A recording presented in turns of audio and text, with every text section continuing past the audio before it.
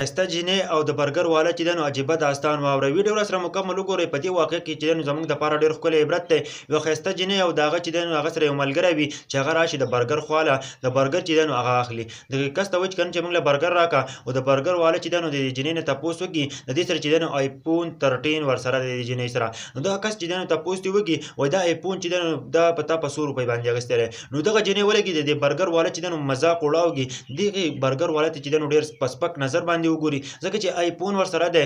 هغه چې دی نو هغه ته ځان غټ غوندې ښکارېدلو. دا ملګری چې دی نو هم په دې برګر والا پسې وخاندي. د هغه نه پس چې دی نو برګر والا ورته وایي که نه وایي چې دا آیفون تا په کوم ځای کې اخیستی دی. او دغه جینۍ چې دی نو بیا هم چې دی نو سپکاوی وکړي بیا چې دی نو ورته په سپک نظر د برګر والا ته ولګي. او دغه برګر والا ورته وایي که نه وایي تاسو څومره تنخواه اخلې ته د میاشتې څومره تنخواه اخلې چې تا آیفون چې دی نو اخیستی دی. دغه جینۍ ورته وایي که نه چې زه د میاشتې 35,000 روپۍ اخلمه 35,000 روپۍ باندې چې دی نو زه جاب کوم او زموږ چې کوم خاندان دی هغه ډېر زیات مالداره دی او زما سره چې دا کوم ملګری راسره دی دا یو سټوډنټ دی دا چې دی نو سبق وایي او زه چې دی نو دومره تنخواه اخلمه.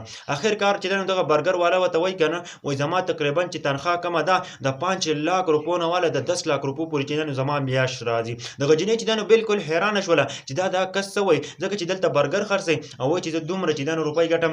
بیا چې هغه جینۍ تپوس کوي چې ته څنګه روپۍ ګټې دلته خو چې دی نو ته دغه کار کوې په دې کې چې دی نو ته د میاشتې دغه دومره روپۍ ګټې. نه دغه برګر والا ورته وایي که نه چې نه زما په چې دلته 500 نه واله 600 پورې برګر په دې ځای کې خرڅوم 2-3 ځایونو کې چې دی نو زما نور ځایونه دي په هغه ځایونو کې چې دی نو زه هم چې دی نو برګر خرڅوم او تقریبا د 5 लाख روپو نه واله د 10 लाख روپو پورې چې دی نو زه میاشت ګټم. موږ دپاره ډېر ښکلی عبرت دی پښتانه وروڼو.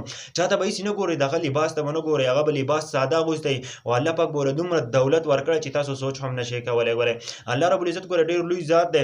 بل طرف ته هر سړی چې دی نو هغه ځان سټایل نه کوي او نه هغه سټایل ته وزګار وي هغه چې دی نو په خپله زندګي په خپله طریقه باندې تېروي. که تاسو وګورئ دې برګر والا چې دی نو 5 लाख روپو نه واله د 10 लाख روپو پورې چې دی نو دا میاشت اخلي. پته نه لګي چې دې سره به څومره روپۍ وي څومره کروړونه به چې دی نو دې سره ورسره وي او صرف په برګرو کې مرګرو.